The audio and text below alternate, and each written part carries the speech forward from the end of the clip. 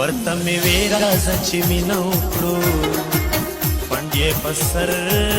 کړو د خشاک ویل یې ته د مړې ګېډې خبرې کوې ته د مړې ګېډې خبرې کوې دومره معصومه ده زه څه ووایم چې ترې پخپله هم خطا وشي نو